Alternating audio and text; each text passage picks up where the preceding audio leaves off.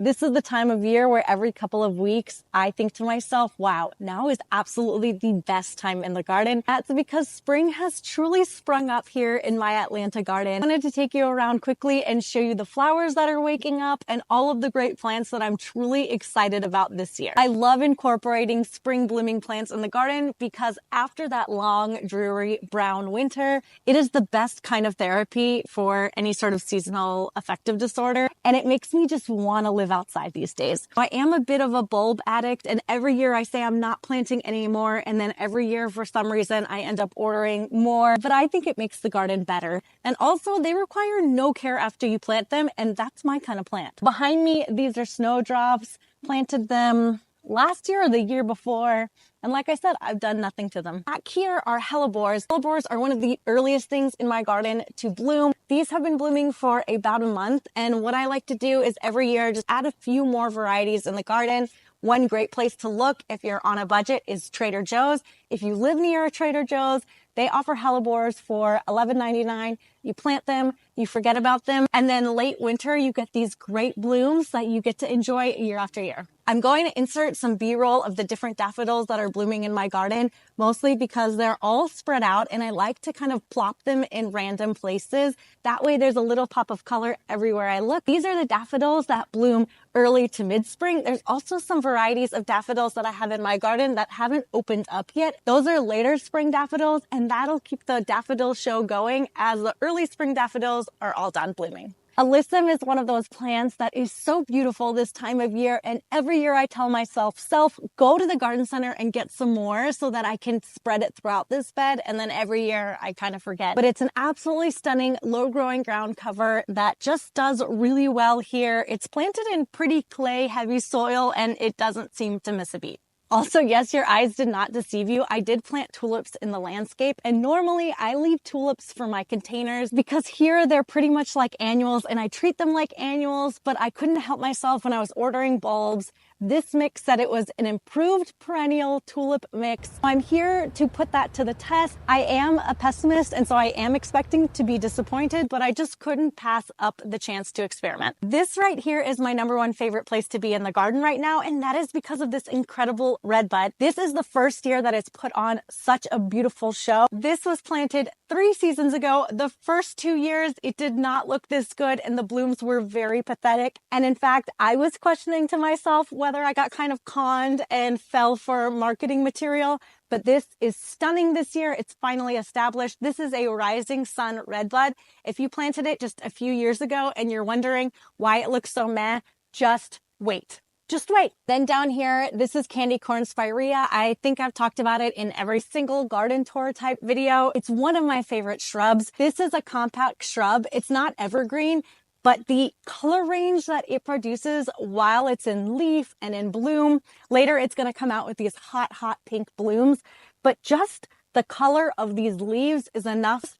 It's just so good. It stays pretty compact. I think it grows to a mature 3 feet by 3 feet, and it stays in this cute little shrubby shape. It doesn't have some like wild, leggy, random growth. If you want it shorter, you can cut it back in early spring, which is what I do. And that's it. I cut it back once and it grows throughout the season. It changes color from this bright kind of red when it first leaves out to an orangey, and then it maintains mostly a yellowy throughout the year, and it even blooms. Camellias are another one of my all-time favorite blooms this time of year.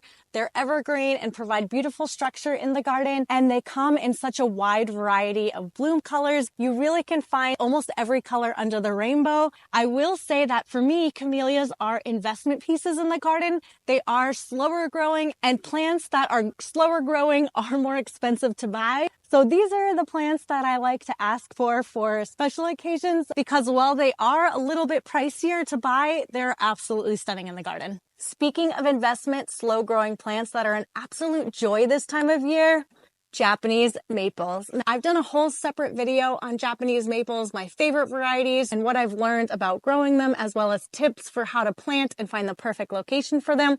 I'll link that up here, and I won't go into any of that in this video. But this time of year is when they're first leafing out. And if you haven't gone deep into the world of Japanese maples, you might not know that the spring color of Japanese maples is otherworldly. There are some varieties that are pink, some varieties that leaf out like a bright white, so many different colors and types. And technically, while this plant isn't known for its blooms, they do actually bloom this time of year. They're small, little, cute bells. I can't. You've seen that popular meme that's like, if I won the lottery, there would be signs. The signs for me would be a whole influx of mature Japanese maples.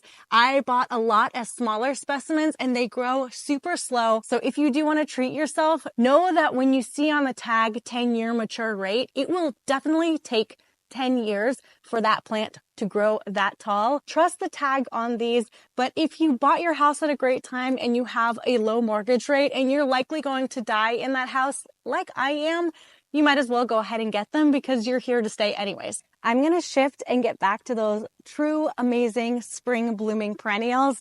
This is pulmonaria. It is a shade plant that is one of my favorites because not only is it incredibly easy to grow, it's a beautiful shade plant that has early spring blooms. You get this beautiful blue color. And then once the blooms are done, you get this gorgeous silvery color in the garden. And these leaves, if we have a mild winter, are evergreen, which is fabulous because they bring me a lot of joy in the winter time when everything else is very, very much brown. These are very fast growers, so if you can find them in a smaller size and save a little bit of extra money on them, I would recommend saving money on these. But this is a great plant that if you're looking to fill your garden for relatively inexpensive, you can plant pulmonaria, get it in a smaller size. The following year, you'll be able to divide this into 3 new plants that you can spread into other places in your garden.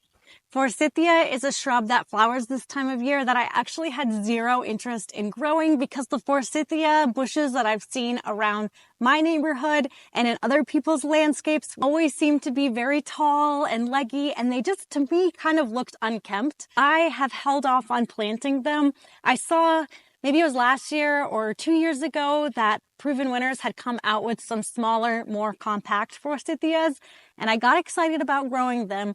But back here is very weird in terms of sunlight, so I didn't want to go all in, buy a drift of compact forsythias that may or may not get enough sun in this area. This forsythia is actually a tester forsythia. Every once in a while, I like to experiment in the garden to just double check conditions before going all in on a more expensive plant. This is a cheap variety of forsythia that I can't even remember. I think I picked it up for $10, but now that I know this area gets enough sunlight, confidently buy a drift of forsythia that'll be here in its place. This one I can donate to a local school or share on Facebook Marketplace, and it's just a win-win all around. If this forsythia hadn't bloomed really well, I would have thought of something else to do here that was more shade tolerant. But now that I know that there's enough sun, I am going to keep my eye out for a sale on the new compact varieties of forsythia and go all in on a drift. There are a ton of varieties that are coming up and budding up, and I just absolutely can't wait for them. One of those are peonies.